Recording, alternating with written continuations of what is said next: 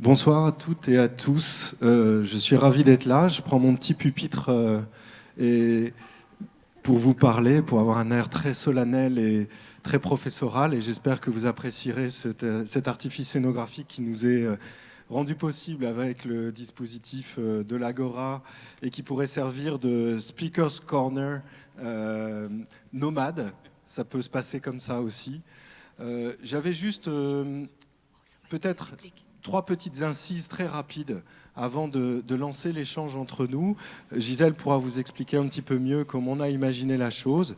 D'abord, on est parti du principe que ça ne serait pas un cours magistral, ça ne serait pas une conférence professorale, ça serait un échange d'une parole nomade en partant du principe que personne ne sait de quoi nous allons véritablement parler. Je laisse un silence exprès. Il y a le temps de vous dire qu'est-ce que je fais là et peut-être que je dois partir.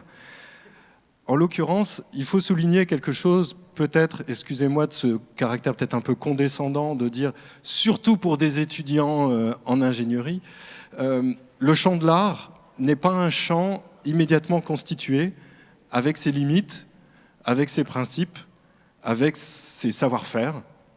En fait, depuis, disons, presque un siècle maintenant, l'art accepte son indéfinition. Donc on n'a pas de définition de l'art à vous donner, c'est ce que font les artistes qui devient art, et notamment ils peuvent le faire en dehors de toute discipline, en dehors de tout savoir-faire, en dehors de toute revendication d'une histoire déjà donnée, une histoire des formes, une histoire de l'esprit, une histoire des idées. Et un dispositif comme celui-ci aujourd'hui, le projet en lui-même et ce qu'on va faire entre nous, eh bien, s'inscrit dans le champ de l'art et se fait comme art, un art collectif de circulation de la parole pour s'interroger sur quelque chose qui est qu'est-ce que ça nous fait que le rapprochement entre écologie et technologie à l'intérieur de nos pratiques de vie, qu'elles soient des pratiques de vie au sens de la vie quotidienne, ou plutôt, ou parfois, ou le plus souvent pour vous, à l'intérieur de pratiques dites professionnelles, qui peuvent être aussi des pratiques parallèles à votre profession. Et quand on est artiste, on peut s'interroger sur la pertinence de se dire, tiens, c'est quoi l'éco-technologie? C'est quoi mon rapport à l'écologie et à la technologie en tant qu'artiste? Comme je suis aussi philosophe, je pourrais me poser exactement la même question. Les philosophes rarement s'interrogent sur les conditions dans lesquelles ils peuvent penser. Alors que la noèse, c'est-à-dire la faculté à produire des idées et de la pensée, dépend de conditions qui sont notamment éco-technologiques. En tout cas, c'est ma propre position. Quant à savoir de quoi on parle quand on parle d'écologie ou de technologie, on peut le laisser dans une forme d'indéfinition aussi. Et que dans la circulation de l'échange, pourquoi pas, des positions soient fermes et définitives, du type « il n'y a qu'une écologie, l'écologie politique ». C'est la lutte pour la sauvegarde de la nature. Ou il n'y a qu'une écologie, c'est l'écologie scientifique, l'étude des relations entre les organismes et leur milieu. Ou encore une autre position, l'environnement n'existe pas, c'est anthropocentrique. Il faut parler que de milieu, ça c'est moi qui parle. Ou encore, la technologie, ça n'existe pas. Il n'y a que des techniques et éventuellement, de temps en temps, de la pensée qui s'insère dans les techniques. Ou être très strict en disant, non, non, la technologie, c'est vraiment l'application technique d'une science. Et c'est évident. Ou c'est encore autre chose, il y a de la technologie partout et depuis toujours. Qu'est-ce qu'on entend par là? Comment ça circule dans mon vécu? Comment ça circule dans ma pratique? Qu'est-ce que moi, depuis que je suis né, en tant qu'étudiant, en tant que prof, en tant que sportif, en tant que joueur d'échecs, ça prend sens ou pas? Et sans jamais oublier une chose cependant, quand bien même vous auriez un non-rapport à l'écologie et à la technologie, notamment à la technologie, n'oubliez jamais au moins une chose, c'est que le milieu associé de nos existences, aujourd'hui, est numérique.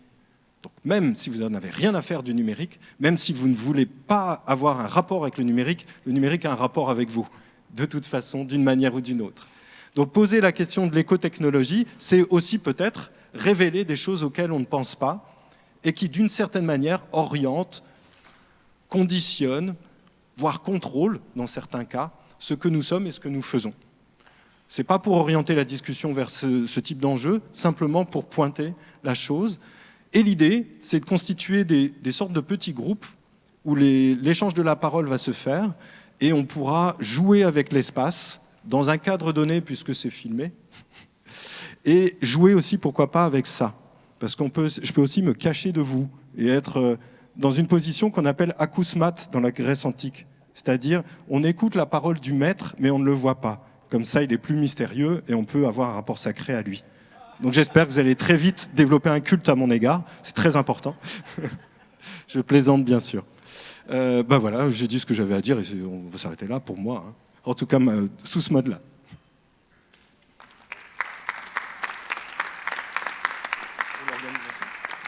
Est-ce qu'il y a déjà des réactions? Quelqu'un qui veut faire groupe avec lui-même ou avec d'autres pour parler de ce qu'il vit et de son rapport ou non-rapport à l'écologie et à la technologie, voire à quelque chose de mystérieux qui s'appellerait écotechnologie. Attention, je peux désigner des gens. J'ai l'habitude de parler à des étudiants, qu'il n'y ait pas de problème, la coercition, l'injonction, ça fait partie de mon métier. J'ai une question, je ne sais pas, j'imagine qu'on est entouré de quelques ingénieurs ici. J'ai travaillé souvent avec des ingénieurs, je ne suis pas le seul, je vois Nicolas aussi. J'ai remarqué quelque chose d'intéressant, c'est que du moment où on travaille avec des ingénieurs avec une visée esthétique, il émerge nécessairement une réflexion éthique qui n'existait pas par rapport à ce qu'ils faisaient avant. Et je ne sais pas s'il y a des gens qui ont déjà vécu ça, mais j'aimerais entendre les témoignages à cet égard. Oui, bon, je le fais. Donc, je lance la question par rapport à est-ce que l'esthétique fait soulever l'éthique où on ne le voyait pas, même dans les technologies? Oui. C'est juste pour que je le récupère pour distribuer. Est-ce que quelqu'un veut rebondir là-dessus? Depuis longtemps, il y a beaucoup de gens qui disent en esthétique, l'esthétique est inséparable de l'éthique. Parce que le séjour parmi les hommes ou sur Terre relève de la sensibilité avant tout. Voilà, c'est une position possible. Bonjour Jean, est-ce qu'on m'entend? Oui. Quelle voix! Je pense que ça dépend de ce qu'on entend par éthique aussi et par esthétique. Et là, c'est clairement pas de mon domaine ou de mon expertise de définir l'un ou l'autre. Ce qui est sûr, c'est que l'éthique fait partie intégrante du travail de l'ingénieur, autant en termes de formation, mais surtout au niveau de la recherche, où on a des comités à l'éthique, évidemment, toutes des procédures au niveau de l'éthique. Comme toi, tu le sais, ça fait longtemps que je travaille déjà avec des artistes et j'ai pas l'impression que l'aspect éthique est réellement ce qui a la plus grande influence dans mes collaborations avec les artistes et encore moins la plus grande conséquence ou le plus grand retour sur expérience. Au niveau de l'esthétique, c'est sûr qu'au niveau de la formation des ingénieurs, on travaille avec certains artistes pour provoquer un peu les ingénieurs en génie mécanique dans leur conception, puis leur forcer à inclure des dimensions poétiques à leur design, qui ne sont pas nécessairement des préoccupations qu'on a dans le cadre du bac. Et ça, c'est je pense, une collaboration très nourrissante pour les étudiants dans leur parcours. Je pense que pour revenir à l'écologie et la technologie, ça fait longtemps que je travaille avec des artistes et j'ai commencé à travailler avec des artistes, entre autres, dans le milieu de la robotique, parce que c'est un domaine pour lequel il y a beaucoup d'inconnus, beaucoup de choses qui sont un peu cachées ou trop complexes pour être comprises. Et on avait cette possibilité-là avec les artistes de peut-être remettre à nu la technologie ou de la rendre plus accessible en trouvant différents artefacts qui permettaient de la rendre plus ouverte. C'est un des thèmes qu'on a abordé beaucoup dans les derniers jours. Et ça, je pense, c'est extrêmement nourrissant. De sortir de cette espèce de boîte noire, on ne sait pas trop qu'est-ce qui se passe avec cette technologie-là, puis de la rendre plus accessible, c'est essentiel, puis ça aide beaucoup au travail des ingénieurs, mais surtout à la perception de notre travail, puis à l'accessibilité de notre travail. Puis pour relier ça à l'écologie, je pense que justement, on a la possibilité d'utiliser des technologies pour rendre aussi plus lisible la nature. Et donc, de faire en sorte que ces technologies-là peuvent nous permettre de comprendre mieux ce qui se passe avec la nature et comprendre mieux l'influence de nos actions envers la nature. Puis là, on retombe peut-être sur des considérations éthiques aussi, mais donc, je prendrais plus le chemin de rendre accessible, visible, lisible par la technologie des phénomènes qui sont, je dirais pas obscurs, mais à tout le moins généralement plus complexes à comprendre ou cachés carrément. Est-ce qu'il n'y a pas une éthique minimale qui consiste, ou liminaire, qui consiste d'abord à l'accueil de l'altérité réciproque entre l'artiste et l'ingénieur? Pas la même formation, pas le même langage, pas les mêmes finalités peut-être, pas les mêmes injonctions, et donc potentiellement de l'incommunicabilité, des malentendus qui, du point de vue d'un artiste, sont toujours très intéressants. Ne pas pouvoir communiquer, avoir des malentendus, c'est aussi des potentiels de cristallisation inespérés parfois.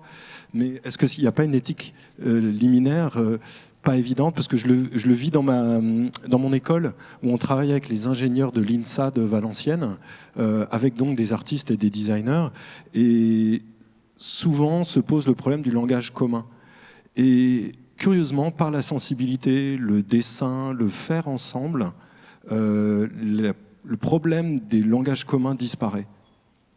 Pas toujours complètement, mais en tout cas en partie. Intervention super intéressante, puis là, je pourrais partir dans plein de directions. Là, déjà, disons qu'encore en termes de formation des ingénieurs, une partie de ce qu'on enseigne, c'est qu'une bonne partie, une bonne proportion des plaintes qu'on peut avoir comme ingénieur professionnel vient d'un cahier des charges mal défini. Puis là, je parle en termes un peu plus techniques, mais le cahier des charges mal défini, en gros, c'est une mauvaise communication. Et donc, ça fait partie de notre responsabilité comme ingénieur, puis comme professeur en génie aussi, d'essayer de donner les outils pour améliorer la communication avec différentes parties prenantes. Et je pense que le fait de pouvoir le faire avec des artistes, justement, permet de gagner beaucoup en expérience pour les ingénieurs dans cette dimension-là. Après, pour revenir à Gisèle là, qui me tapait du coude pour me dire comment toi tu le fais, là.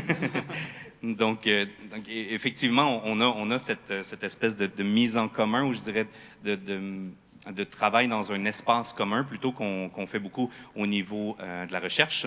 Donc, j'ai plusieurs projets de recherche avec des artistes où on va se forcer, mais c'est tout à fait plaisant, mais on va se forcer dans notre horaire d'être pendant une semaine ou deux dans un même espace où on va emmener étudiants, robots, dans notre cas, c'est toujours des projets robotiques, et artistes, et on va travailler ensemble, tous ensemble, de 9 à 5 à tous les jours, dans un espace qui n'est ni l'espace des ingénieurs, ni nécessairement l'espace de pratique dans le sens d'atelier ou de studio des artistes, qui est un autre espace où on se rassemble que pour travailler ensemble.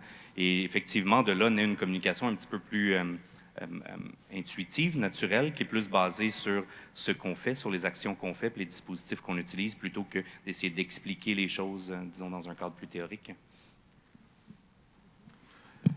Pour reprendre cette question de l'incommunicabilité des êtres entre les artistes et les ingénieurs, dans les premiers temps d'Hexagramme, on a tenté justement des expériences avec des présentations, en fait, dans des situations assez importantes et assez critiques, avec des ingénieurs et avec des scientifiques, et on a réalisé qu'effectivement, on ne parlait tellement pas le même langage qu'il aurait pratiquement fallu un consultant en anthropologie pour démêler les racines culturelles, les origines culturelles de ces différences. Et ça a créé des situations très conflictuelles et des situations qui n'ont pas été faciles à résoudre, et certaines ne se sont pas résolues.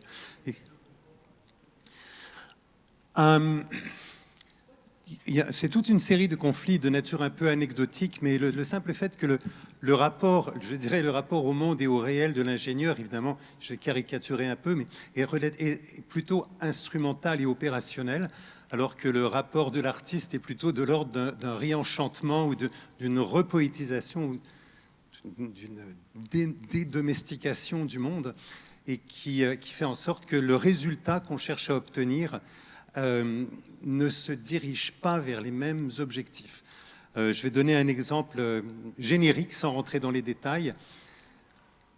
Une présentation critique pour un artiste n'est pas critique pour le scientifique qui collabore. Si l'artiste se plante dans une présentation majeure, quelque part, c'est un très très gros problème pour lui.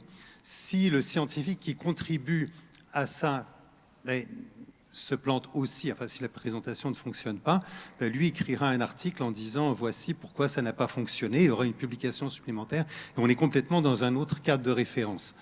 Alors, en plus des résidences dont David a parlé, donc de ces résidences de recherche-création, où il est arrivé qu'on ait jusqu'à 25 personnes simultanément qui travaillent de toutes les origines, des scientifiques, des ingénieurs, des chorégraphes, des danseurs, dans un même espace. Depuis 2 ou 3 ans, je crois, on tente de faire travailler des élèves ingénieurs sur des projets qui sont d'origine artistique et qui sont là effectivement pour rendre le projet faisable et possible au niveau technique. Et on essaye de faire des petits ateliers où on confronte les étudiants à la méthodologie de la recherche-création et pour montrer à quel point c'est différent justement de la méthodologie de l'ingénieur. Et pour utiliser une formule peut-être simple mais explicite, un créateur-chercheur, dans tout objet qui est fonctionnel, qui a une visée fonctionnelle, va tenter d'introduire justement cette repoétisation et ce réenchantement de l'objet qui fera en sorte que notre rapport au monde n'est pas seulement un rapport d'un sujet à un objet ou d'un individu à un instrument, mais au contraire un sentiment d'appartenance. Il est étonnant de voir à quel point, après 2 ou 3 essais, les étudiants à qui on a eu affaire sont demandeurs de ces projets et de ces événements. Et dans les derniers cas, on a eu quand même des résultats qui étaient tout à fait étonnants. Voilà. J'ai 2 rapides exemples à donner. Le premier, c'est un exemple dans le cadre d'un projet de recherche entre ingénierie et art, dans lequel j'étais inclus à partir d'un robot qui a été un dispositif qui a été génialement pensé par des ingénieurs, en ce sens qu'ils ont dit on va créer une plateforme que les artistes vont s'approprier et on ne sait pas à quoi ça va servir. Ce robot, vous le connaissez peut-être, c'est un robot imprimable en imprimante 3D, en open source, et qui s'appelle Poppy. Et il a été développé par l'INRIA à Bordeaux, par Jean-Yves Oudéier, qui est spécialisé dans les systèmes de simulation des modes d'apprentissage du nourrisson dans le développement de la locomotion. Je peux être extrêmement précis. Hein. Et en fait, dans ce cadre-là, ils se sont dit, on va créer cette plateforme et on la refile aux artistes. Et en fait, les artistes vont nous poser des problèmes auxquels on n'a jamais pensé. Par exemple, en le donnant à des chorégraphes, la chorégraphe a dit « Moi, je veux, votre robot, il marche, mais ça ne m'intéresse pas qu'il marche. Je veux qu'il pousse un objet, mais sans arriver à le déplacer. C'est-à-dire qu'il piétine et que ses pieds glissent en poussant le mur, par exemple, comme ça. » Et les ingénieurs disent « Mais c'est pas possible. » Et les artistes disent « Il faut que ça soit possible parce qu'on en a besoin pour notre projet. » Et donc, 6 mois de travail des ingénieurs derrière pour reconfigurer complètement le système de programmation, pour revoir complètement les moteurs qui surchauffent quand il y a une résistance de type mécanique qui va plus loin que ce qu'acceptent les moteurs en question. Il a fallu renforcer aussi la structure autour des moteurs qui sont dans les articulations du robot pour qu'il évite des effets de désaxement des membres. Et ainsi de suite. Et nous, on l'a exploité aussi différemment. Nous, on voulait qu'il rampe. C'était plus marrant qu'il rampe. Et donc, ça a demandé encore du travail. Le deuxième exemple, c'est un exemple sur du développement informatique d'un logiciel. Vous connaissez peut-être une suite qui s'appelle Unity, qui permet le mapping 3D dans des univers immersifs. À Valenciennes, avec l'INRIA, pas l'INRIA, l'INSA, pardon, l'école d'automatisme et d'informatique, ils nous ont dit, nous, on est en train de créer un patch pour faire du mapping vidéo à l'intérieur d'un espace immersif, mais on n'a pas de contenu. En fait, on cherche à faire ça, mais on n'a pas de contenu. Et donc les artistes étaient là, entre guillemets, pour produire des contenus, mais c'est pas ce qui s'est passé. C'est-à-dire que les artistes ont dit, on veut bien vous faire du contenu, mais le contenu qu'on va faire va vous obliger à inventer. Ça va vous contraindre. Et c'est exactement ce qui s'est passé. Et aujourd'hui, il y a un patch dans Unity qui a été développé par des artistes avec des ingénieurs et qui permet de faire des choses qui n'étaient pas possibles. Voilà, 2 exemples. Maintenant, ce serait bien qu'on parle d'écologie, de technologie à travers nos pratiques. Donc, qui a envie d'expliciter son rapport ou son non-rapport à ça? Charlotte et après le monsieur derrière. Oui, je veux juste faire un rapport avec la journée d'études qu'on a faite hier. Là, on parle beaucoup de conversations et d'interactions entre ingénieurs et artistes, comme 2 entités séparées. Hier, je ne sais plus exactement qui, mais quelqu'un a sorti la citation « When is art? Quand y a-t-il art? » Puis, on peut peut-être lier ça à pourquoi séparer l'ingénieur et l'artiste à ce point-là, à quel point est-ce que le robot original, avant que les artistes donnent leur opinion, était déjà un peu une œuvre d'art. Fait que, en tout cas, si je peux lancer ça comme une question, c'est un petit peu pourquoi séparer artistes et ingénieurs à ce point-là. Qui veut réagir? C'est drôle que tu ailles dans cette direction-là parce que justement, mon intervention est un peu à la frontière entre le design, l'ingénierie puis l'écologie. C'est comme une question / une affirmation. J'ai souvent entendu dire que les designs qui sont les plus jolis, si on parle par exemple d'une fusée ou de la carrosserie d'une voiture ou des choses comme ça, sont aussi statistiquement plus proche d'un design qui est efficace, qui respecte, on va dire, certains principes physiques. Je ne sais pas à quel point c'est vrai parce que je ne suis pas ingénieur, mais je me demandais si, justement, il n'y a pas comme une espèce de... Est-ce que la beauté émerge pas en quelque part de quelque chose qui fonctionne bien puis qui s'accorde bien avec les lois de la physique, les lois de notre monde, c'est ça, qui s'accordent bien avec l'environnement dans lequel on vit. Ça me semble être comme une espèce de 2 dimensions qui donnent naissance l'un à l'autre continuellement, là, en tout cas. Petite intervention comme ça. Puis pour répondre à la question peut-être de monsieur, à savoir dans la pratique, là, le côté écologie, là, je sais que, mettons, moi j'ai un collègue, je fais de la musique immersive, puis j'ai un collègue qui, lui, fait du visuel immersif dans des dômes, justement. Puis, on est vraiment intéressé par tout ce qui est les formes inspirées de la nature. Il n'y a pas vraiment de signification, mais on dirait que de ça émerge quelque chose qui est comme, comment je pourrais dire, une inspiration qui va de soi. Puis en quelque part, pour moi, c'est comme l'espèce de limite entre le design en particulier, peut-être moins l'ingénierie, je sais pas, mais le design puis l'environnement qui nous entoure est pas si clair que ça. T'sais. C'est quelque chose qui va l'un dans l'autre. Les deux se répondent finalement. Moi, je voulais rebondir sur ce que David, tu avais énoncé. Par rapport à la lisibilité, en fait. Pour moi, cette lisibilité, elle résonne vraiment avec le concept d'écologie. Parce que l'écologie, c'est, en tout cas de mon point de vue, c'est surtout la science de la relation. Et cette mise en valeur des relations dans le monde qui se font dans les écosystèmes, donc dans la nature, mais je veux dire entre les hommes aussi. Donc il y a un peu cette notion avec la lisibilité, par exemple une machine, un robot, qui va pouvoir transmettre les processus qui se font à l'intérieur d'elle, à travers une interface notamment, qui va permettre de transmettre de manière lisible ces processus-là. Pour moi, c'est une machine écologique, parce qu'elle est capable de justement nous rendre compte de ces relations entre ce qu'elle fait, ce qui se passe à l'intérieur d'elle, et nous. Parce que finalement, nous avons besoin d'une interface qui soit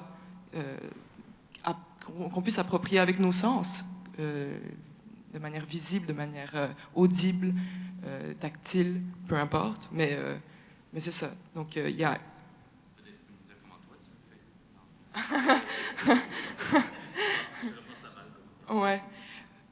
Ça m'intéresse beaucoup parce que en tant qu'étudiante à la maîtrise en design de l'environnement, donc ce que j'essaie de faire justement, c'est de créer une manière de recréer un lien en fait avec l'atmosphère, plus particulièrement dans le projet de maîtrise, en créant en fait une installation sonore ou un dispositif où des données environnementales, des données atmosphériques vont être récoltées en temps réel. Et puis, on va essayer de créer de la musique autour de ces données, mais de faire intervenir les personnes dans cette composition en utilisant leur voix, notamment. Donc c'est vraiment, mon projet de maîtrise finale, c'est une installation sonore où il y a un micro, les personnes peuvent venir parler, chanter, peu importe, et puis avec des données atmosphériques qui sont récoltées en temps réel par une petite sonde que j'avais fabriquée, ben là, cet extrait vocal va être modifié. Donc on peut modifier le pitch ou la vitesse de lecture, beaucoup de choses, mais pour essayer de rendre compte, d'avoir un écho en fait de l'atmosphère, un écho qui est notre voix, mais qui est aussi la voix d'en haut en fait. Donc c'est un peu essayer de se retrouver dans la nature et à travers la technologie. La technologie permet ce lien aussi. Donc, je pense qu'on peut lier les deux questions. Ça vient de derrière. Où est-il ? Où est-il ? Je pense qu'on peut lier les deux questions dans le sens où, en tant que spécialiste de Simondon, la question de la machine ouverte, de l'industrie ouverte, de l'objet technique ouvert, c'est pour moi l'un des traits manifestes de l'enjeu profond de l'écotechnologie. Mais je ne vais pas développer plus ça. Et j'aimais bien la proposition qu'il y aurait comme une immédiateté, une immanence, pour faire le philosophe, dans la relation entre écologie et technologie, dès lors qu'on conçoit un objet, et qui éviterait l'opposition entre artiste et ingénieur. J'ai compris ? Essentiellement, oui. Hein. Je suis content. J'ai pas les termes exacts pour en parler parce que c'est pas ma profession, c'est pas mon métier, mais c'est quelque chose que j'ai entendu souvent. Je vais vous donner un exemple vraiment bête, là. J'ai longtemps joué au jeu vidéo Kerbal Space Program, pour ceux qui connaissent, qui permet de faire une fusée avec toutes sortes de morceaux. Tu peux assembler ça comme tu veux, faire des catastrophes plus grandes les unes que les autres. Il n'y a pas vraiment de conséquences. Puis, à chaque fois, c'est le design qui visuellement est le plus intriguant et le plus intéressant, qui est aussi le plus efficace en termes de répartition de volume des je sais pas comment on dit ça en français, des tanks d'essence, en tout cas de whatever ce qu'ils utilisent là. Lorsque les proportions sont les bonnes, lorsque la forme aérodynamique est jolie, lorsque la forme est jolie, en quelque part, ça donne quelque chose qui, souvent, est plus efficace. Pas toujours, mais...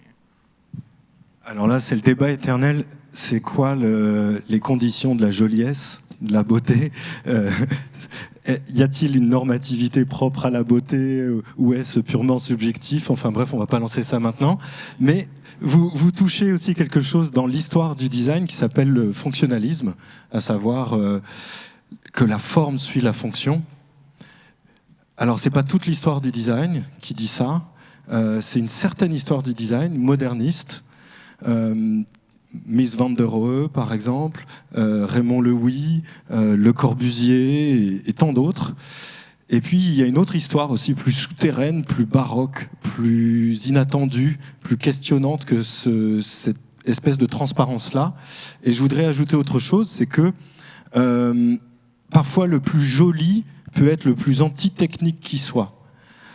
Vous prenez dans l'exemple de l'industrie automobile, la Cadillac des années 50. C'est-à-dire que vous avez des fanères qui s'ajoutent à la structure fonctionnelle de la voiture, qui n'ont aucune efficacité aérodynamique et qui sont là pour des effets symboliques, pour donner l'impression à la fois de puissance et de futur, de modernité de l'avenir. C'est un mouvement, par exemple, dans le design qui s'appelait le Streamline, où Raymond Loewy a été très important, et où on pouvait faire un taille-crayon profilé. Parce qu'il faut qu'il soit aérodynamique et qu'il faut qu'il soit en aluminium. Parce que ça connote ce qu'on dirait aujourd'hui être le high-tech. Donc en fait, il faut être faut presque aller au cas par cas pour se rendre compte si ce genre de proposition fonctionne. Mais il y a une autre façon de le voir et qui est très intéressante, c'est l'idée d'affordance. qui est que il y a un rapport entre forme, fonction et usage, et qu'il y a souvent les outils artisanaux traditionnels, dits vernaculaires par exemple, suggèrent leur fonction par la forme qu'ils ont, et aussi par la patine du geste qui s'est inscrit dans l'objet, à sa fabrication, mais à travers son usage aussi. Donc là, il y a peut-être des enjeux d'éco-technologie. Est-ce que ça relève de l'ordre de la simulation, par exemple, qu'on pourrait faire via le numérique? Est-ce que ça relève de l'aléa qu'on pourrait introduire aussi grâce, je sais pas, au deep learning ou à tel ou tel algorithme bizarre?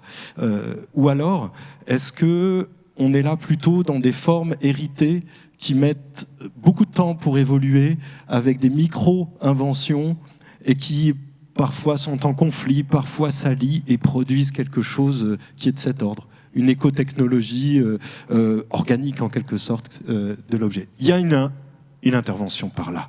Si je peux me permettre une courte intervention. Juste une petite courte intervention avant pour répondre directement. Là. Oui, l'affordance, j'ai ri parce qu'on en a souvent entendu parler dans mon bac en médias interactifs. Là. En fait, justement, lorsque vous parlez de ces formes qui sont comme ajoutées, qui ne sont pas nécessaires et qui ne contribuent pas, vous avez parlé de modernisme, je me souviens bien. Puis justement, je pense que c'est le mot-clé, en fait, c'est que dans ma compréhension des choses, dans l'histoire du design, les formes qui sont, pour reprendre les mots que M. Reeves me disait à un moment donné, des designs qui sont héroïques, qui prennent toute la place, ont tendance à comme signaler qu'on est en train de dépasser la nature ou d'être plus forte qu'elle, versus justement des formes peut-être plus fonctionnalistes, plus utilitaires, qui, justement, M. Reeves me donnait l'exemple d'une grande structure qui est peut-être jolie pour nous comme humains, on va dire civilisés, il faut le dire vite, là, mais qui prend toute la place, mais qui, évidemment, ne sert soit à rien ou qui est mal adapté à son environnement, versus quelque chose qui va être tout aussi beau, mais qui va être complètement chaotique à première vue, mais qui finalement s'insère très bien dans son environnement. Mais je trouve ça drôle qu'il y ait comme cette espèce d'où est venue l'idée. En fait, ce que je trouve étrange, c'est d'où est venue l'idée que les formes parfaites, géométriques, les trucs héroïques puissent être esthétiques, alors que dans l'autre sens, ça me paraît plus naturel, mais bon.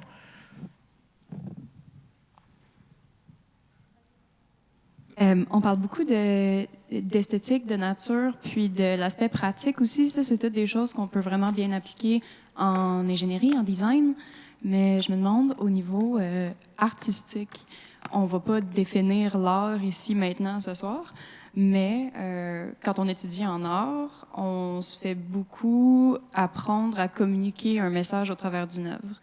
Ça, au niveau de la technologie ou de l'éco-technologie, si on considère ça une pratique technique, ça peut avoir une influence parce que si on prend un exemple concret, est-ce qu'une œuvre qui est faite à base de papier non recyclé, faite avec un arbre en voie de disparition, puis avec des peintures aérosols nocives pour l'environnement, qui communique un message écologique qui va peut-être faire changer d'avis par rapport à l'écologie certaines personnes qui la regardent, est-ce qu'on peut considérer que l'aspect pratique de communiquer le message environnemental est assez pour justifier les produits nocifs à l'environnement qui sont utilisés concrètement dans l'œuvre? Je ne sais pas à quel point c'est un bon équivalent, mettons, dans le monde de l'art de ce qu'on était en train de parler, mais entre autres, je sais qu'on a des étudiants en dessin qui sont là en ce moment, je trouve ça vraiment intéressant, fait que s'il y en a qui ont des opinions là-dessus, là... Bonsoir. Donc, en fait, je fais partie du groupe qui dessine aujourd'hui, mais je suis également architecte dans la vie. Puis, j'ai pas pu m'empêcher, quand j'entendais les discussions par rapport à forme, fonction, ou le design parfait, pourquoi est-ce que l'humain est attiré par les formes pures, etc., etc. Je trouvais que ça résonnait énormément avec l'histoire de l'architecture, comment on est passé par exemple, de l'Antiquité à la période moderne, à l'architecture contemporaine aujourd'hui, c'est ces questions-là qui reviennent encore et encore. Puis pour faire le pont entre l'écologie puis l'ingénierie, Je trouve qu'un milieu qui vit cette tension-là énormément, c'est le milieu de l'architecture. Parce que quand on construit un projet, on est très vite confronté aux questions de qu'est-ce qui est nécessaire, qu'est-ce qui est superflu, jusqu'où on va en termes de nouveaux procédés écologiques dans la construction, dans la mécanique, dans l'électricité. Puis des fois, ça donne lieu à des situations complètement, comment je pourrais dire ça, absurdes, parce que tu vas avoir la dernière technologie mécanique qui te permet d'avoir une récupération d'énergie optimale dans un bâtiment en béton, puis on sait que l'industrie du béton est une des plus polluantes sur la planète. Donc, il y a ces questions-là qui émergent constamment, puis l'architecte est souvent dans une position de dualité, une position de chef d'orchestre, même si j'aime pas trop cette expression, mais on est constamment en train de se demander quelle approche utiliser. Puis, d'un autre côté, l'architecte est aussi très vite mis dans une position de c'est superflu, on évacue ce que vous voulez faire, puis on priorise l'ingénierie avant l'architecture. Donc, je trouve que les questions abordées ce soir, c'est les questionnements ultimes en architecture contemporaine actuelle, en fait. Voilà. Enfin, déjà, moi, je suis toujours un peu perplexe quand j'entends dire les humains sont attirés par les formes pures, parce que je ne sais pas de quels humains on parle. Si moi, on me demande si je préfère habiter dans un HLM qui a une forme de cube parfait, géométrique, ou dans un petit village du sud de la France qui est absolument irréductible à toute géométrie parfaite, je vais choisir le deuxième immédiatement. Les formes pures ne sont pas essentiellement les formes de la vie. Les formes de la vie sont fluides, elles sont irrégulières, elles sont dynamiques. Alors peut-être que cette idée de nous faire apprécier les formes pures a été quelque part induite par des développements à la fois industriels ou politiques ou sociopolitiques et qui nous ont fait croire qu'on avait uniquement le choix entre telle et telle forme. Quand je vois le résultat d'un concours dans un magazine qui dit « Gagnez la maison de vos rêves », je regarde la maison et je me demande « Mais c'est le rêve de qui ? C'est certainement pas le mien ». C'est une espèce de pseudo-château fort avec un nombre de pièces que j'arriverai jamais à habiter. Enfin, voilà. Donc il y a cette idée qu'on nous induit aussi certaines formes et certains systèmes formels.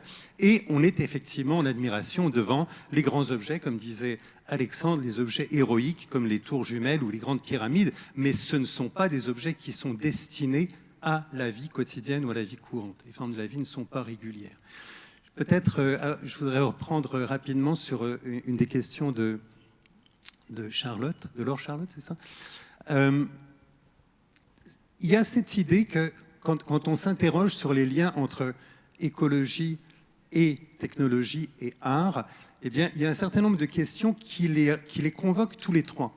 Et donc, je vais simplement vous faire un petit préambule, puis ensuite, je vais poser une question à l'assistance. Le préambule, c'est Deep Blue.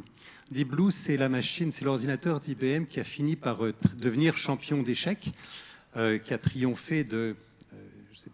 Kasparov. Kasparov, c'est ça. Au moins 20 ans après qu'on ait supposé que l'ordinateur allait triompher des humains. Il a fallu beaucoup plus longtemps qu'on le pensait pour que l'ordinateur gagne une partie d'échecs. Et en réalité, qui a gagné la partie ? Kasparov ne s'est pas battu contre un ordinateur. Il s'est battu contre une industrie avec les meilleurs chercheurs de la planète qui ont été financés à coups de millions. Ce sont des humains qui étaient derrière l'ordinateur, qui ont étudié les parties de Kasparov et qui ont donné des potentialités de machines qui n'étaient pas accessibles aux êtres humains. Alors maintenant, ma question, imaginez un artiste qui, par design algorithmique, crée une machine, un automate. Et cet automate est capable de dessiner, de concevoir, grâce à des engrammes, des algorithmes d'apprentissage, et crée une autre machine qui, elle, est capable de dessiner et de faire des œuvres d'art et de faire d'autres automates. Et que ces autres automates sont encore capables de dessiner et de créer. À partir de quel moment le résultat sort-il du statut d'œuvre d'art ? Alors la question se pose au niveau écologique, puisque si nous, on est des êtres humains et qu'on considère qu'on appartient à la nature, partiellement, alors notre production est d'ordre naturel et tous les appareils qu'on fait sont d'ordre naturel. Et donc le premier appareil qu'on va faire est nécessairement, dans cette lignée, dans cette position, appartient nécessairement à la nature, et nous, comme êtres humains, on a fait une œuvre d'art. Mais dans la succession de ces appareils qui s'auto-engendrent et s'auto-créent eux-mêmes, est-ce qu'il y a un seuil où on arrive à quelque chose d'artificiel par l'intermédiaire d'une technologie qu'on ne contrôle plus? Quand l'art cesse-t-il d'avoir lieu? Voilà. Tu prends pour acquis que l'art est stable, c'est-à-dire le jeu d'échecs n'a pas bougé, les règles n'ont pas bougé. Imaginons que Kasparov, au début de la partie, dit « je change les règles ». Okay? C'est ça qu'un artiste fait. Dessiner comme l'intelligence artificielle, comme Dali, par exemple, tout ce que Dali va faire, ben, ça va être dénigré par les artistes. On va dire, on va faire d'autres choses. Et ceux qui veulent penser que c'est de l'art, ben, vous êtes en train de suivre une mauvaise idole. On est rendu ailleurs. Donc, il y a une grande différence entre le jeu qu'on nous propose, on propose à une machine, mais si on change les règles, qu'est-ce qui arrive à cette machine-là? Si on est dans un jeu où les règles changent toujours, est-ce qu'on attend encore 20 ans pour arriver avec un autre Deep Blue qui va être capable de jouer avec la nouvelle règle? C'est la question. Oui, mais est-ce que la machine peut changer les règles? De la même façon. Et là, on va peut-être parler d'art quand la machine va dire « Je ne veux pas jouer aux échecs, finalement, avec Kasparov, je vais aller faire un gâteau. » Là, on va avoir une machine qui fait de l'art. C'est une excellente définition. Oui, mais je vais être loin de la question tellement existentielle. Quand est-ce que l'art s'arrête? Ben, écoutez, moi je pense que chaque personne peut faire de l'art et en fait j'ai compris que c'est la définition. Donc c'est pas juste un artiste qui peut faire de l'art, alors c'est super. Même un ingénieur peut faire de l'art. Mais je voulais revenir sur quelque chose qui était lancé un peu plus haut, quelque part là-bas. C'était lancé par un architecte. Moi aussi, j'ai une formation d'architecte. Puis souvent, je travaille avec des ingénieurs parce que je suis aussi professeur ici à l'ETS. Donc, c'est comme la base de mon travail. On fait souvent des ateliers de travail multidisciplinaires, mais c'est comme ça que ça se passe en fait dans l'industrie. Les architectes travaillent avec des ingénieurs. Mais quand on fait ça au niveau étudiant, on se rend compte que en fait il y a un tel clash presque de système d'évaluation de tout, en fait, de leur travail, de la nature, de la tâche qu'ils ont à résoudre ensemble ou la création qu'ils ont à faire ensemble, parce qu'un projet de bâtiment, c'est une création, l'architecture, c'est aussi de l'art. Donc, c'est super intéressant ce travail multidisciplinaire où il y a tellement de créativité qui se passe. Et autre chose qui a été provoquée par quelqu'un d'autre qui a parlé, je pense que c'était vous. Il y avait la shape follows function, ou form follows function, donc la forme suit la fonction, mais aussi il y a la forme suit sustainability, a dit un architecte espagnol, ça fait une dizaine d'années que j'ai écouté ici au Centre canadien de l'architecture. Et en fait, quand on commence à penser aux expressions les plus pures, quand cette forme suit la fonction et la sustainability, donc la durabilité, c'est les formes de la nature qui ont évolué pendant des millions, des milliards d'années, qui sont une expression, et je trouve que c'est une expression très belle de cette fonctionnalité qui est naturelle. Et en fait, aujourd'hui, vous savez qu'il y a plein d'objets de design qui sont inspirés par cette nature qui a raffiné les formes par rapport à une fonctionnalité ou par rapport à une structure, un climat donné. Donc, la beauté, je pense qu'on peut aussi se référer à cette beauté naturelle et quand on la reprend dans l'artificiel, dans nos objets de design ou d'art, c'est aussi une beauté qu'on reprend, puis qui aussi peut nous approcher de la nature. Donc, je vois aussi cette connexion entre l'artificiel et le naturel par ces objets qui sont inspirés par la nature. Donc, il y a ici des gens avec qui on a travaillé dans un réseau de bio-inspired design ou biomimicry, comme on appelle. Donc, est-ce que c'est de l'art? Est-ce que c'est du design? Est-ce que c'est beau? Je vous laisse y penser. Est-ce que je peux partager mes angoisses? Non, Enfin. par rapport à la thématique, juste vous donner un petit peu le constat, c'est que moi, je travaille dans le développement durable, dans la construction durable depuis 40 ans. J'ai cité en 2010 une rencontre Cascadia, c'était tous les pionniers au niveau de la construction durable. Le message qui était là, c'était on a 10 ans pour changer le bateau de bord parce qu'on va frapper un mur. On est en 2022. Le mur, il est pas mal près de nous autres, mais le bateau ne revient pas de bord. C'est comme le Titanic, on est incoulable. Donc, pour moi, c'est ça, c'est dire, nous, on prend une approche technique, architecte ou ingénieur. Les scientifiques prennent une autre approche, mais on dirait qu'il y a quelque chose qui manque quelque part. Puis, je pense que c'est justement cette symbiose entre l'art et l'ingénierie et l'architecture et autres. L'art peut jouer un rôle important pour moi, justement, pour, on pourrait dire, réinitialiser. Parce que tous les efforts qu'on a faits dans les 40, 50 dernières années, ça ne fonctionne pas. Fait que je vous pose la question aux artistes qui sont ici, aux ingénieurs qui vivent ces situations-là. Comment vous voyez ça? Est-ce qu'on est capable de virer le bateau de bord? Il y a quelque chose que je peux suggérer avec le risque que ça représente. Quand on est angoissé, on fait ça. Et quand l'angoisse est généralisée, non seulement on fait ça, mais on veut surtout pas être vu le faisant. Et les artistes travaillent beaucoup avec l'angoisse, qui n'est pas l'angoisse du tout de la page blanche. Comme disait Deleuze, le premier truc à faire à la suite de Francis Bacon quand on est artiste, c'est se débarrasser des clichés qu'on a devant les yeux avant de commencer. C'est pas du tout de mettre un point noir sur une feuille blanche. Donc, si les artistes peuvent nous inspirer quelque chose quant à ces enjeux très angoissants, de perdre la mère nature dont nous faisons partie, donc d'une certaine manière, non seulement nous couper de la mer, mais la tuer, définitivement, en tout cas pour nous, parce qu'il y a un certain nombre d'êtres vivants qui nous survivront sans difficulté, qui peuvent intégrer le rayonnement, qui peuvent intégrer les hautes températures, les grandes pressions, l'absence d'oxygène, etc., mais pas nous. Alors il se trouve que les artistes peuvent peut-être quelque chose qui n'est pas de l'ordre de la religion, mais qui est de l'ordre du sacré. C'est-à-dire de réinstituer des formes de sacralité à travers des situations de rituels.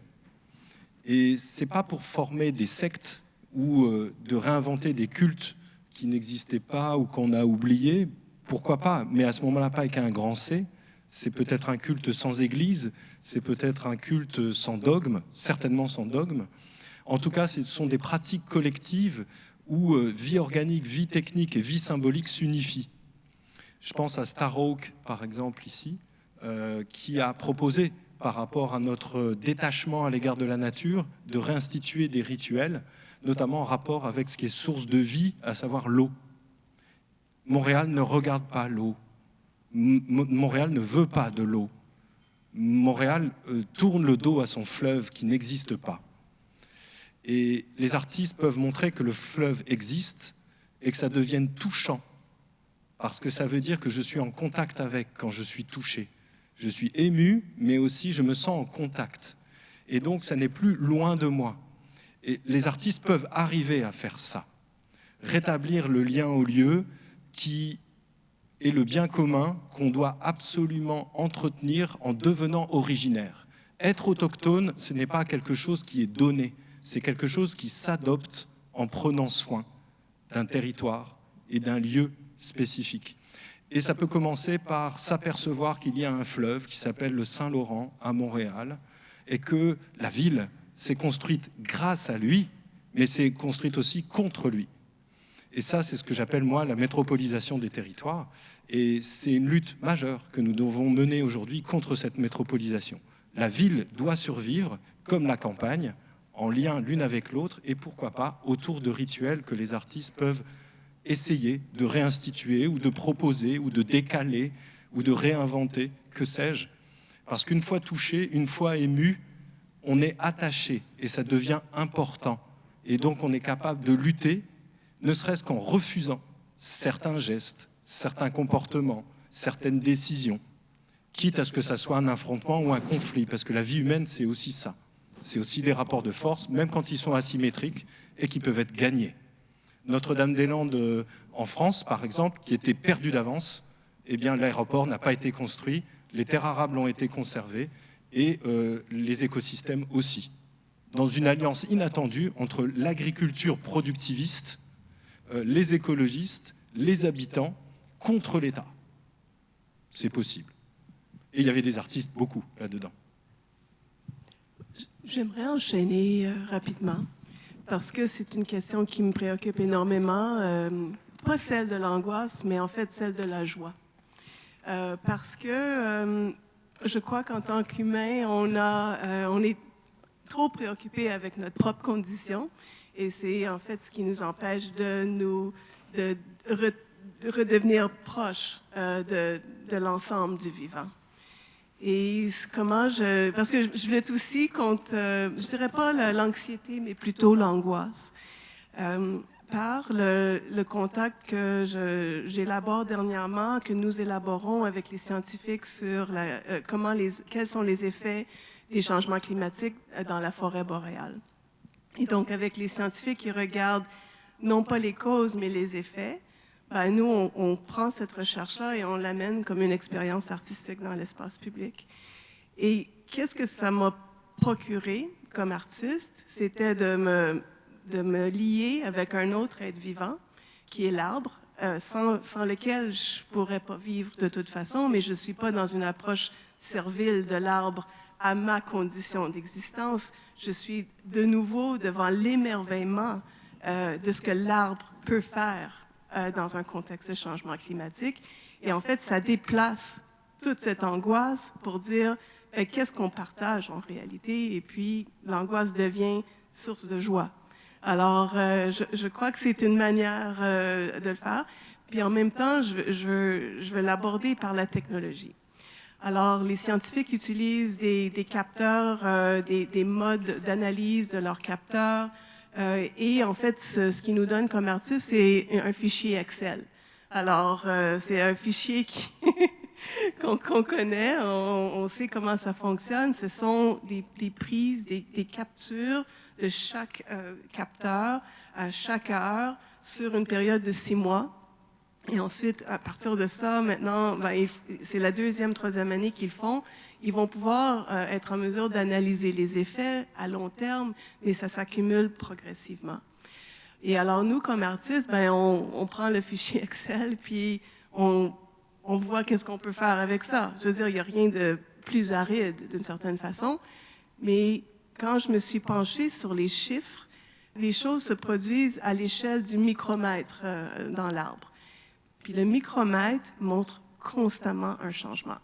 Et donc, cette variation, cette variabilité, ce mode d'être de cet arbre en lien avec la pluie, avec les oiseaux, avec les insectes, c'est ce que ce fichier Excel nous donne et avec lequel on travaille. Et en même temps, la question que je pose au public qui viennent voir l'installation, je leur demande, est-ce que l'arbre est une technologie?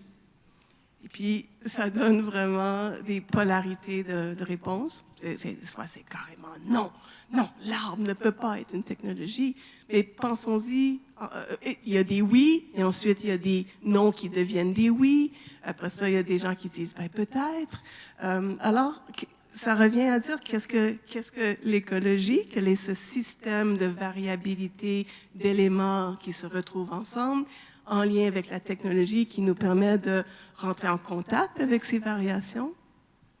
Et ensuite, c'est de constater que en fait, ça bouge tout le temps. Et c'est ça qui est formidable. C'est ce que j'apprends avec cette recherche. Peut-être Erin. Merci. J'aimais beaucoup la référence au micromètre parce que je trouve qu'il y a une chose hyper importante là-dedans et que l'art peut aussi nous apporter, c'est le changement d'échelle. Et une fois qu'on se trouve dans une ouverture à ces changements d'échelle, on est ouvert au changement de paradigme, on est ouvert au dépassement de cette dualité artificielle moderniste entre science et art, on est ouvert à la relation au lieu que tu citais, on est ouvert au prendre soin d'un lieu. Une fois qu'on prend soin d'un lieu, on ne peut pas le détruire. On se retrouve connecté à l'interconnectivité des êtres, l'interconnectivité du vivant qu'on observe à toutes les échelles. Et c'est quelque chose qui, bon, personnellement, est dans ma pratique de recherche-création au doctorat en études et pratiques des arts de l'UQAM. C'est quelque chose qui se retrouve aussi dans le champ émergent qu'on est en train d'étudier avec Johanna Bienez, qui est le champ des écosomatiques, donc des pratiques somatiques liées aux questions écologiques, donc en danse, en performance, etc. Je vais juste rebondir là-dessus et proposer en fait une ouverture dans le champ artistique de pas être simplement de penser art en tant qu'objet, mais ça peut être aussi de la performance, ça peut être aussi ces autres choses-là, de sortir aussi peut-être, enfin pas de sortir, mais de proposer une différenciation entre art et beauté, de pas nécessairement lier les deux, s'il vous plaît, et voilà, de proposer ça. Merci. Je pensais aujourd'hui à l'ingénieur forestier. Je sais que c'est pas ce qu'on fait probablement ici à l'ETS, ben peut-être, je sais pas.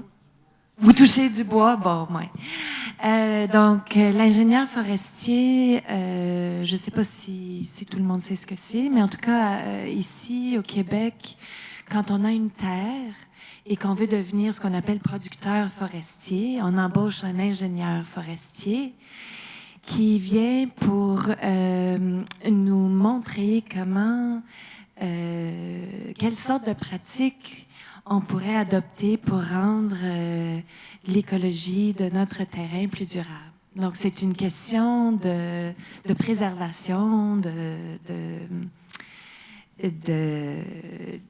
ouais, disons ça comme ça. Bon, aujourd'hui, je pensais à ça et je me disais que quand l'ingénieur forestier arrive, et je parle d'une expérience que j'ai faite, ce que l'ingénieur forestier fait, c'est qu'il ou elle rentre dans le domaine dans lequel tu vis déjà, dans ta forêt, pour la réouvrir à ta perception. Donc, en fait, ce que l'ingénieur forestier fait, c'est qu'il ou elle te redonne la taxonomie de l'espace que tu pensais déjà connaître, en t'ouvrant à ces micro-mouvements ou ces gestes mineurs ou à toutes les échelles, pour te donner un plan qui va fonctionner sur 10 ans. Donc, après que l'ingénieur forestier quitte, tu as un plan pour 10 ans où tu promets de suivre ce parcours qui t'a été donné et tu deviens producteur forestier, ce qui veut dire que tu paies moins d'impôts. Et... Et puis, j'espère que tu fais attention à ta forêt. Mais en tout cas, en pensant à cette histoire-là aujourd'hui, en pensant on est ici, artistes, ingénieurs, des gens qui s'intéressent à l'environnement, l'écologie, etc., je me disais que pour moi, ça, c'est un geste d'artiste. Donc, quand l'ingénieur forestier rentre dans la forêt, l'ingénieur forestier me redonne une perception d'un environnement que je sais probablement pas aussi bien percevoir que cet ingénieur forestier. Parce que l'ingénieur forestier a une ouverture, pas seulement vers ce qui est là devant moi, les arbres, les espèces, les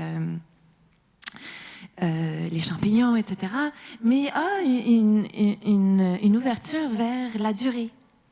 Parce que, justement, cet ingénieur forestier va vouloir me donner un plan sur 10 ans.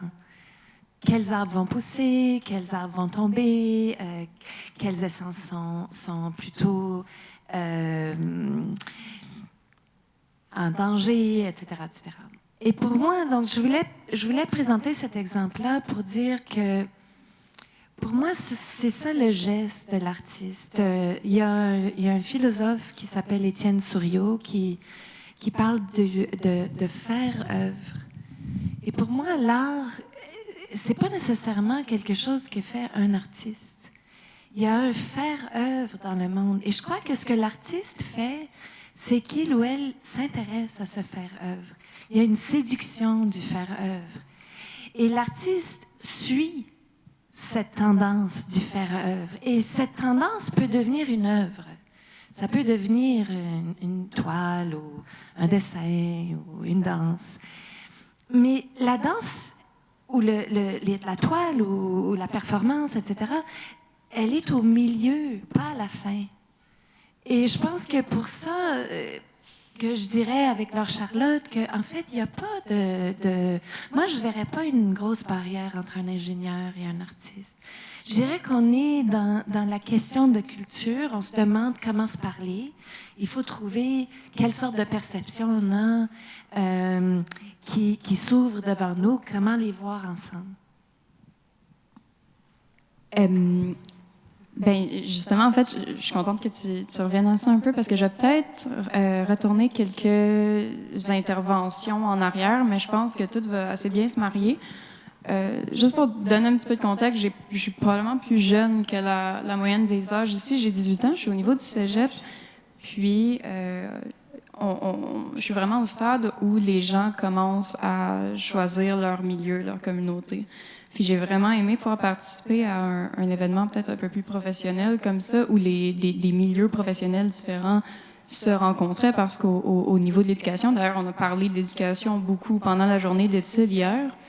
Au niveau de l'éducation, il y a une rupture qui se fait, je trouve, à un moment donné, surtout entre le domaine scientifique et le domaine artistique.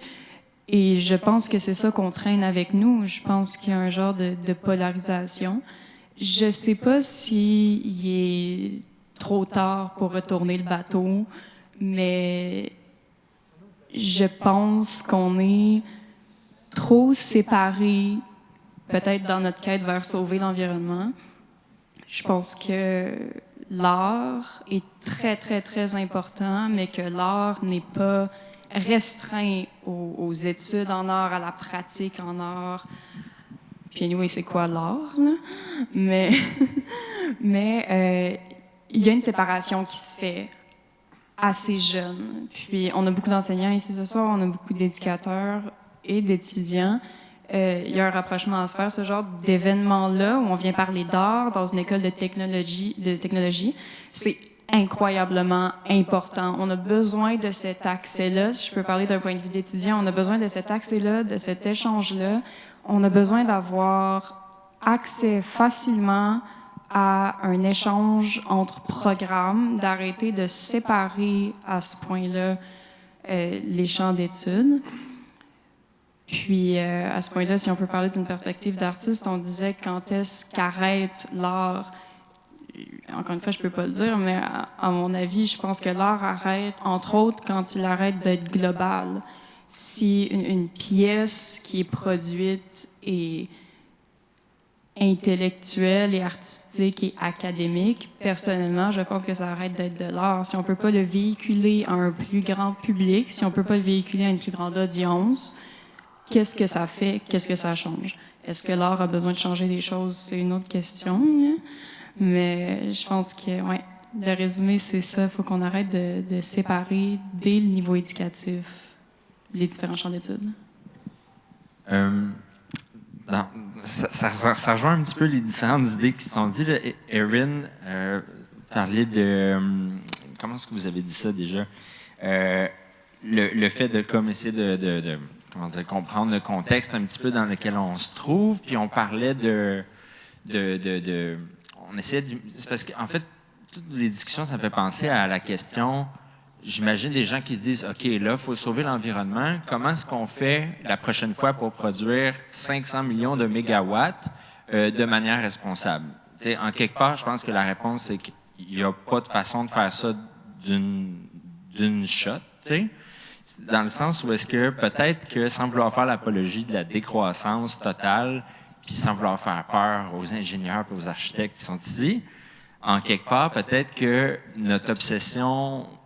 En tout cas, en général, là, avec la planification de tout, c'est-à-dire la planification de la forme des bâtiments, de où est-ce que tous les systèmes électriques, la plomberie, les ci, les ça vont passer, comment est-ce que les rues vont être designées, etc.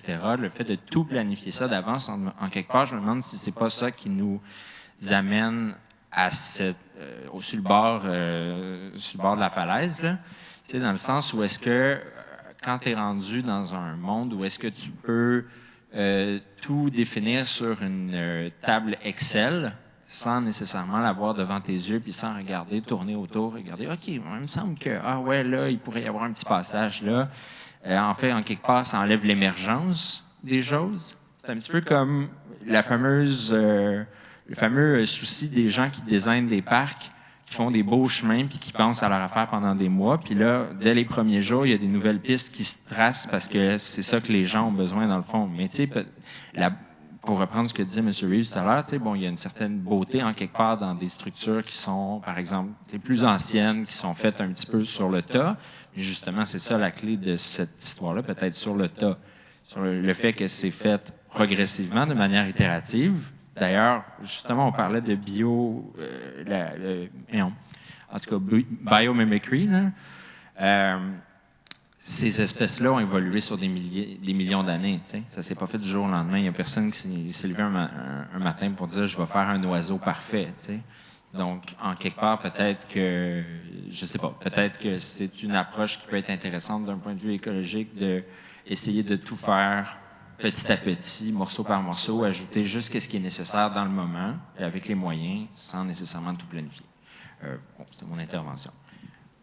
Oui, moi je voulais revenir un petit peu sur ce que tu disais, Gisèle, puis ce que tu disais aussi, que dans le fond, pour moi, un des rôles des artistes aujourd'hui, c'est justement ce travail de médiation, en fait, entre la nature et l'homme, que peut-être on ne retrouve pas en ingénierie qui, malgré tout, il y a quand même une volonté de gestion de la nature, de mise à profit qu'on ne retrouve pas dans les arts et qui est légitime, parce que malgré tout, il y a une exploitation, l'exploitation de la nature nous permet aujourd'hui de vivre dans un certain confort ou plutôt l'utilisation des ressources naturelles, disons, même si elle n'est pas durable aujourd'hui.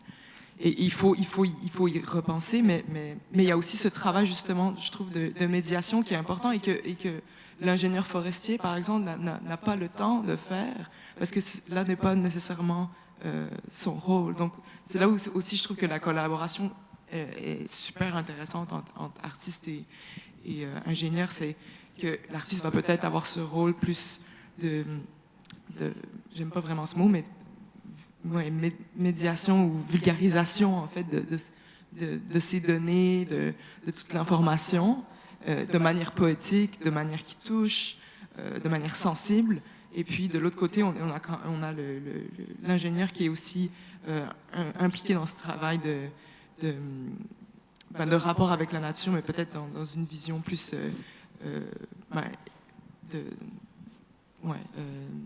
travail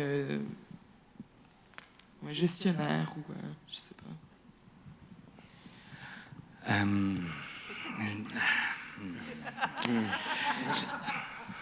Bonne intervention, merci beaucoup. Je sais pas trop par où partir là-dedans. Là. J'ai plusieurs commentaires qui me viennent en tête avec ça. Déjà, faut séparer, je pense, l'industrie, l'ingénierie, de la profession, de la discipline ou des disciplines de l'ingénierie.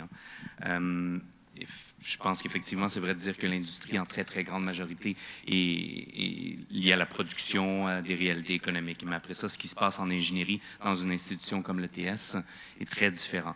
Je pense que la clé est effectivement, peut-être pas dans la médiation, je ne sais pas si c'est un terme que j'aime particulièrement, mais dans la prise de conscience de notre relation avec les écosystèmes, avec l'écologie, avec la nature. Bon, peu importe comment on veut exactement le définir. Ça peut être fait par les artistes, je pense que ça peut être fait par les ingénieurs, et je pense qu'il faut tout simplement, pour essayer de faire renverser le bateau, non pas renverser, retourner le bateau de côté, peut-être le renverser finalement, le plus rapidement possible. L'idée, c'est d'utiliser juste tous les moyens qui sont à notre disposition, toutes les expertises, toutes les disciplines qui sont à notre disposition.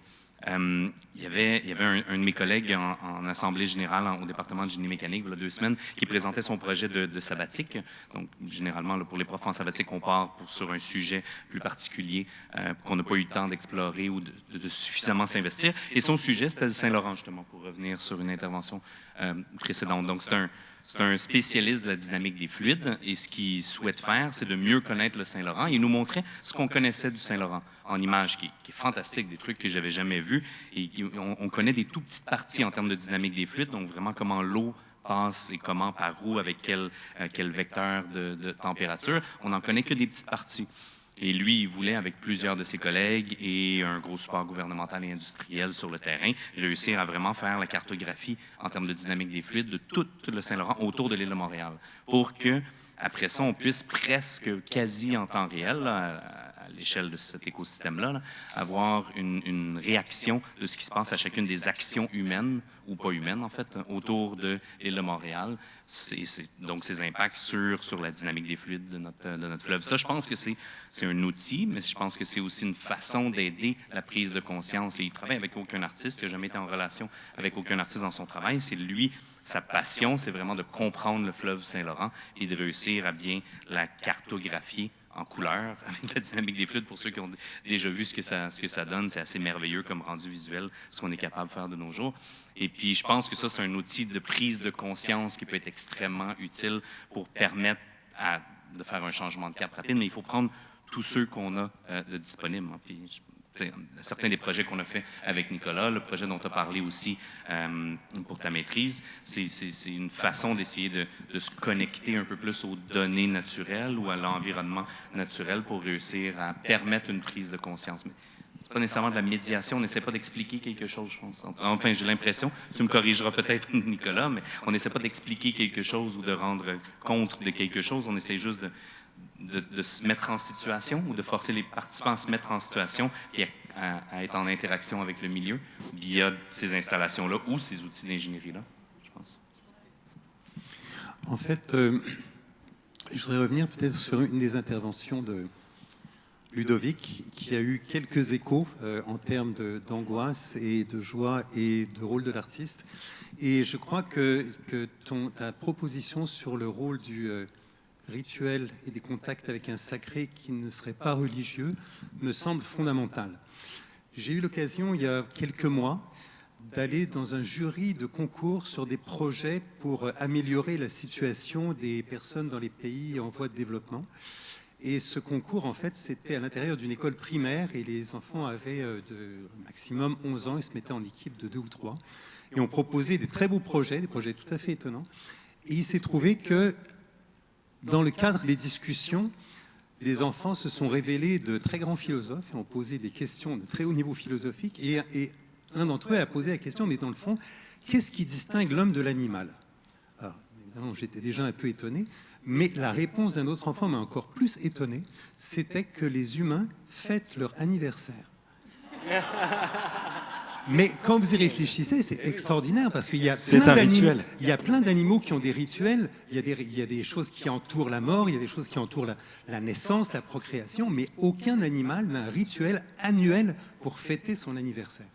Et j'ai trouvé que c'était extraordinaire. On célèbre la venue au monde de ce nouvel être humain qui est toi, et on se regroupe autour de toi. Alors ça m'a fait penser effectivement à cette idée que une société sans rituel est une société qui n'a plus de sens, qui a perdu le sens de la connexion avec ses semblables et avec la nature. Avec le cosmos, avec ce qui est plus grand que soi. Absolument. Et qu'on entend à peu près chaque année, au moment d'Halloween ou au moment de Noël, des gens dire « mais nous, on ne fête pas parce que c'est devenu une fête invraisemblablement commerciale, etc. » Mais c'est dans leur tête que c'est devenu commercial. Et ça a été inculqué comme ça. Il y a tout un environnement qui a transformé ces rituels, le rituel de l'arrivée de l'automne, le rituel du solstice d'hiver, ces moments essentiels, ces rythmes essentiels de la vie, desquels on participe. La fête de l'Saint-Jean qui est devenue la fête de la musique le 21 juin. Oui, c'est déjà pas trop mal, c'est pas si commercial. Fêter la musique est moins problématique que d'autres types de célébrations. Ou comme la fête de Pâques, ce sont des syncrétismes qui se sont calqués sur de très anciennes fêtes. Mais c'est vrai que si on imagine que parce que Halloween ou Noël sont devenus des fêtes commerciales, on ne va plus les fêter, alors c'est une perte majeure. Et pour terminer, je dirais que, je ne sais pas si c'est comme ça pour les artistes qui sont ici dans la salle, mais pour moi, j'ai l'impression que le moment où je rentre dans la création d'une installation ou d'une œuvre artistique, il y a quelque chose de l'ordre du rituel. Il y a quelque chose de l'ordre du contact avec quelque chose de plus grand que moi, qui fait que souvent, j'hésite longtemps avant de m'y engager, parce que je sais que quand je vais y être, il va y avoir cette espèce de vertige face à des choses que je ne maîtrise pas et que je ne connais pas nécessairement, et que je vais perdre contact pendant un temps avec la réalité du monde avant d'y retourner. Et c'est pour ça que je crois aussi que l'artiste, précisément, peut manifester son travail comme une sorte de remise en évidence de l'importance de ces rituels et de la prise de sens des événements et des phénomènes et des objets du monde. J'aimerais rebondir par rapport aux 2 dernières interventions en disant que, par exemple, à travers la question du fleuve, quand on a un objet commun, et si on se dit, on travaille tous sur cet objet commun, qui est par exemple le fleuve Saint-Laurent, eh bien tout le monde a sa place. L'ingénieur hydroélectricien, l'ingénieur mécanique des fluides, l'écologue ou le botaniste et le spécialiste des poissons, je cherchais le terme scientifique mais il m'a échappé, les l'ichtyologue, voilà, ça y est, ça m'est revenu, et aussi l'artiste. Et dans ce genre, comme, vous savez, il y a eu toute une tradition depuis une vingtaine d'années qui s'appelle les Machin Studies. Eh bien, quand vous mettez par exemple le Saint-Laurent Studies, eh bien, ça permet de réunir tout le monde sur un même objet avec une multidisciplinarité d'emblée et un effet de complémentarité tout de suite perçu, puisqu'on s'occupe tous de la même chose, mais d'un point de vue différent, avec des méthodologies différentes, et notre langage commun, c'est l'objet. Et l'objet, en l'occurrence, c'est par exemple le fleuve Saint-Laurent. Et c'est pas du tout le mot de la fin, mais bientôt, j'ai une proposition pour définir ce que c'est que l'ingénieur. Ingénieur, c'est celui qui entretient la genèse, c'est-à-dire celui qui lutte contre l'entropie. Ingenius, celui qui entretient la genèse et qui lutte contre l'entropie. Si on donne cette définition-là à l'ingénieur, ça peut réconcilier pas mal de monde sur ce que c'est qu'un ingénieur en différence, ou une ingénieure évidemment, en différence avec les autres disciplines. Il est 19h, alors on arrive à un certain terme de cette journée d'études hier et cette soirée qui est en grande confiance. Et j'aimerais remercier tout le monde d'avoir participé, d'avoir posé des questions, d'avoir osé prendre la parole. C'est extrêmement riche et je crois que c'est dans nos établissements d'enseignement qu'on peut encore là transformer la notion d'agora. Et on ouvre la parole à le maître qui devient l'apprenant, la personne qui apprend qui est aussi le maître. Et on change complètement nos rapports entre les modes de savoir et en fait, qu'est-ce qu'on conjugue ensemble en regardant le fleuve. Je vous invite le 21 décembre, solstice d'hiver, à aller au bord du fleuve et puis peut-être que ça va engendrer quelque chose dans votre pratique et votre relation entre technologie et écologie. Et je vous remercie. Merci tout le monde. Merci Gisèle. C'est superbe.